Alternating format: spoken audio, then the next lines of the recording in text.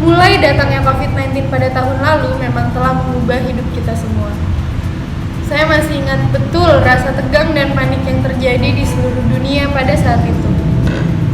Mulainya stres saat dilakukan lockdown, cemas bertemu dan berinteraksi dengan orang-orang, tidak betah menggunakan masker, hingga adaptasi melakukan segalanya secara online.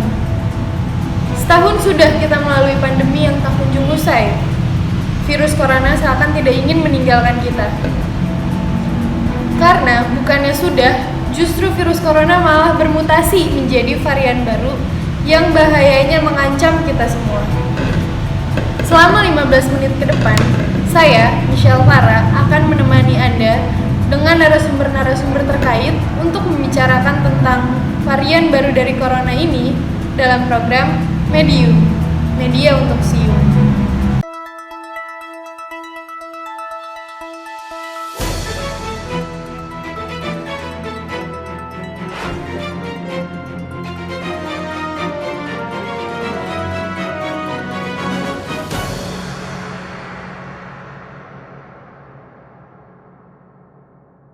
Pandemi COVID-19 belum usai saat kasus positif virus corona sempat terpapar varian baru virus corona di India semakin tidak terkendali. di DKI Jakarta tembus 1.500 kasus. B117. Pandemi COVID-19 yang melanda hampir seluruh negara di dunia, termasuk di Indonesia, memang telah mengubah banyak hal bagi seluruh masyarakat. Awalnya memang sulit bagi kita semua menjalani keharusan-keharusan yang ditentukan demi memutuskan rantai penyebaran COVID ini. Namun akhirnya kita semua bertahan dan beradaptasi, hidup berdampingan dengan COVID dengan kebiasaan baru yang adalah new normal. Ketika protokol-protokol kesehatan sudah mulai menjadi kebiasaan sehari-hari dan masyarakat perlahan mulai menjalani hidup normal lagi, bukannya membaik, virus corona justru malah bermutasi dan menyebar kembali dengan 3 varian baru yang adalah B117 yang berasal dari Inggris, B1351 asal Afrika Selatan, dan B1617 yang adalah varian mutasi ganda dari India. Jubir vaksinasi Kementerian Kesehatan, Dr. Siti Nadia Tarmizi, M.Epid, mengatakan di beberapa negara saat ini sedang terjadi lonjakan kasus COVID-19. Beberapa faktor yang menjadi penyebab peningkatan kasus di negara-negara tersebut adalah mobilitas pergerakan masyarakat yang memang sudah mulai normal kembali. Varian B117 ini juga diketahui memiliki tingkat penularan yang lebih tinggi, sekitar 36-75% dibandingkan dengan jenis virus yang beredar sebelumnya. Virus ini juga diketahui sudah masuk ke Indonesia. Untuk mencegah penularan lebih meluas, masyarakat dihimbau untuk mengurangi mobilitas.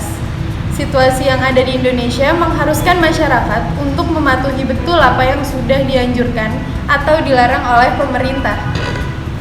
Adanya fakta ini seperti menutup harapan kita semua untuk kembali melakukan aktivitas sosial seperti sebelum pandemi. Seakan memang era ini tidak akan berlalu. Salah satu sektor yang paling terdampak dan terpengaruh pandemi ini adalah sektor pendidikan. Dengan sistem daring karena adanya social distancing yang sekarang diterapkan di seluruh sekolah maupun universitas, kegiatan belajar mengajar menjadi dirasa kurang efektif. Untuk mendiskusikan hal ini, saya telah terhubung dengan salah satu narasumber yang adalah guru di sebuah SMP di Tangerang. Selamat pagi Bu Rifa. Hai, selamat pagi. Gimana nih Bu kegiatan di sekolah? Sejauh ini kegiatannya baik dan menyenangkan. Cuma mungkin ada perbedaan aja kali ya dari biasanya. Karena di era pandemi ini kita harus online, jadi nggak bisa ketemu sama anak-anak. Itu aja sih. Lalu Bu, dengan adanya pandemi COVID ini, pasti kan terjadi perubahan yang spesifik dalam cara mengajar ya Bu. Lalu di awal transisi dari sekolah offline dan tiba-tiba nih ke online, gimana sih Bu rasanya? Dan adakah kesulitan-kesulitan yang terjadi karena sekolah daring ini? Ya pasti ada banget ya, karena kan kita biasanya offline, lalu beralih ke online, banyak banget hambatan-hambatannya.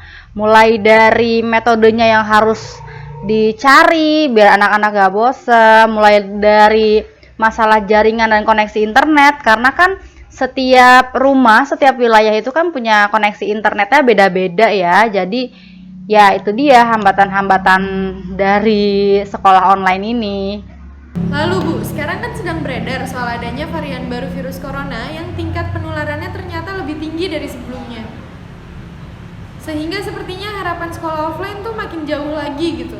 Menurut Ibu mengenai hal ini gimana Bu?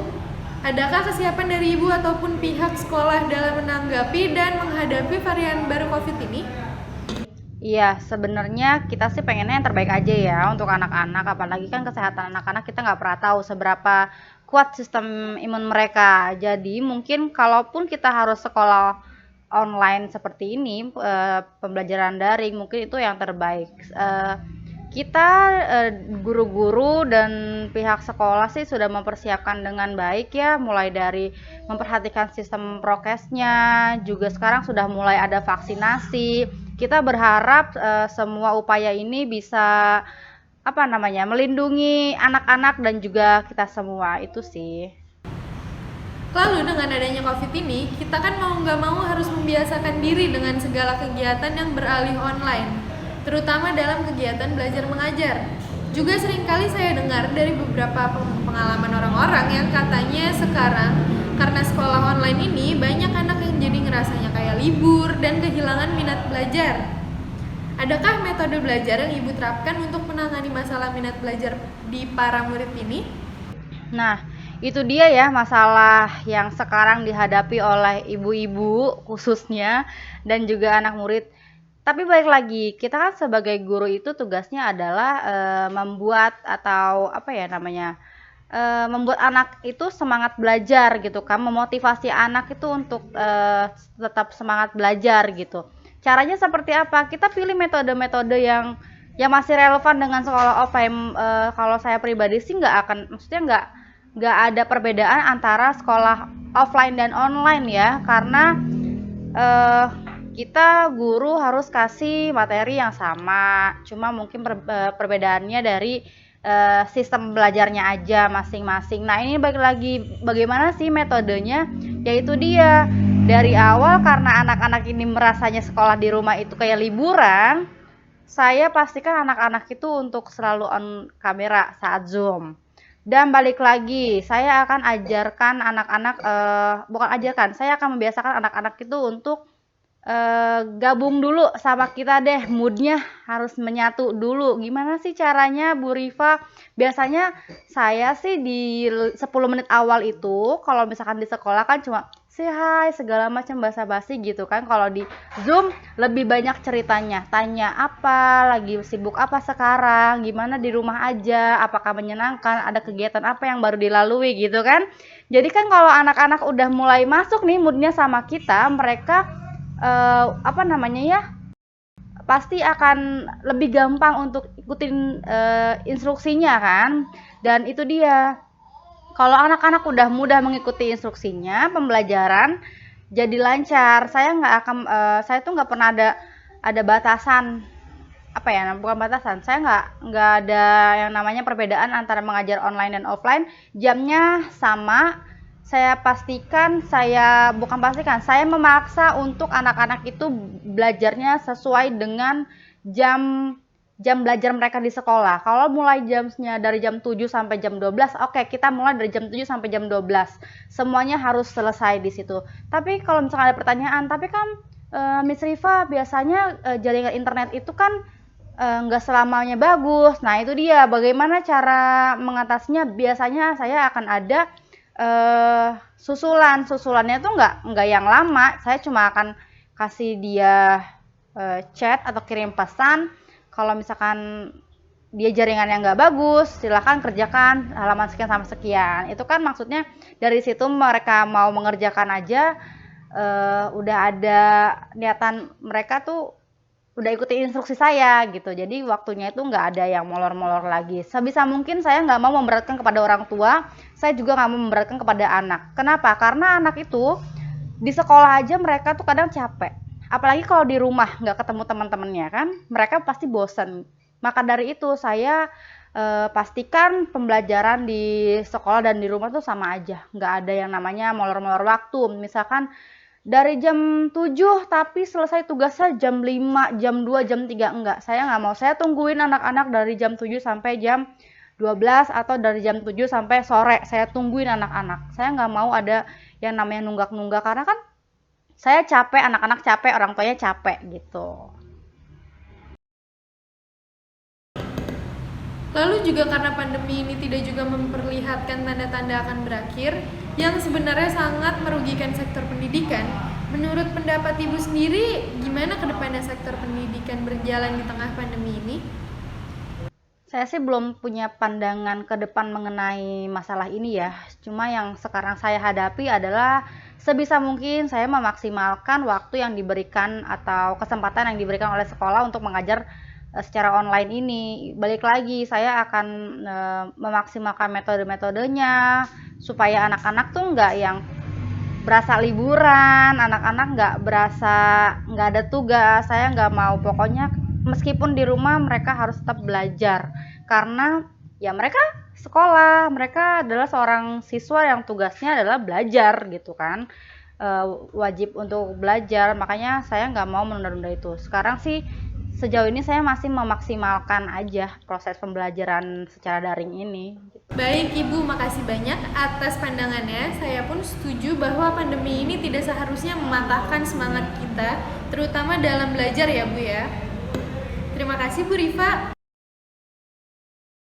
Oke, untuk siswa maupun mahasiswa yang sekarang sedang belajar online dari rumah, jangan lupa untuk tetap ikuti aturan kesehatan, diperhatikan protokol kesehatannya, jangan bandel, tetap semangat untuk belajarnya karena tugas kita semua adalah belajar, baik offline maupun online, gak ada bedanya. Jangan karena ada banyak keluh kesah karena tugasnya yang banyak, yuk kita sama-sama introspeksi diri. Mungkin kita terlalu banyak mengulur waktu dengan hal-hal yang gak penting, jadi tugasnya semakin banyak dan semakin numpuk. Itulah kenapa banyak waktu yang terbuang sia-sia gitu ya.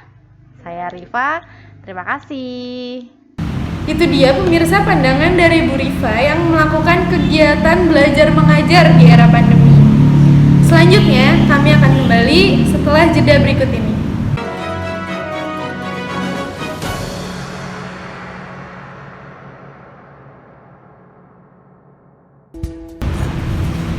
Melanjutkan perbincangan kita, Menteri Kesehatan Budi Gunadi Sadikin mengungkapkan bahwa varian baru dari corona ini memang lebih cepat menular, namun tidak lebih berbahaya. Hal ini disampaikan Budi dalam keterangan persnya pada Selasa 29 Desember lalu. Budi menyampaikan berdasarkan keterangan ahli bahwa varian baru ini tetap dapat terdeteksi dengan alat swab antigen ataupun swab PCR. Dengan adanya mutasi ini, Budi mulai berkoordinasi dengan beberapa laboratorium di tanah air. Budi juga akan memastikan rumah sakit rujukan yang banyak menangani pasien COVID-19 mengirimkan sampel secara rutin ke jaringan laboratorium mitra pemerintah. Untuk mengantisipasi penyebaran varian baru virus corona ini, Budi menghimbau masyarakat untuk terus menerapkan protokol kesehatan, yaitu mencuci tangan, memakai masker, dan menjaga jarak. Tetapi masukannya saya terima dari para ahli adalah sebagai berikut yang mungkin mudah kita cerna dan bisa menjadi pegangan untuk kita semua. Nomor 1, virus ini memang terbukti lebih mudah menular. Nomor 2, virus ini, mutasi ini tidak terbukti lebih parah atau lebih fatal ke manusia. Yang ketiga, virus ini sudah terbukti bisa dideteksi dengan alat deteksi yang ada, jadi swab antigen atau PCR testing. Jika saya rangkum, memang kelihatannya pandemi COVID-19 ini tidak menunjukkan tanda-tanda akan berakhir. Mengingat bukannya membaik, justru virus ini malah bermutasi menjadi beberapa varian baru. Namun, perlu diingat bahwa corona ini sangat bisa dihindari dengan mengikuti protokol kesehatan yang sudah dianjurkan pemerintah. Daripada terpuruk menunggu akhir dari pandemi ini, Dengan adanya new normal, seharusnya kita beradaptasi dan terus berjalan maju dengan kreatif dan inovatif untuk terus bertahan. Itu dia bahasan kita hari ini. Saya, Michelle Clara, akan kembali lagi dengan banyak bahasan menarik ke depannya dalam acara Medium, Media untuk Siur.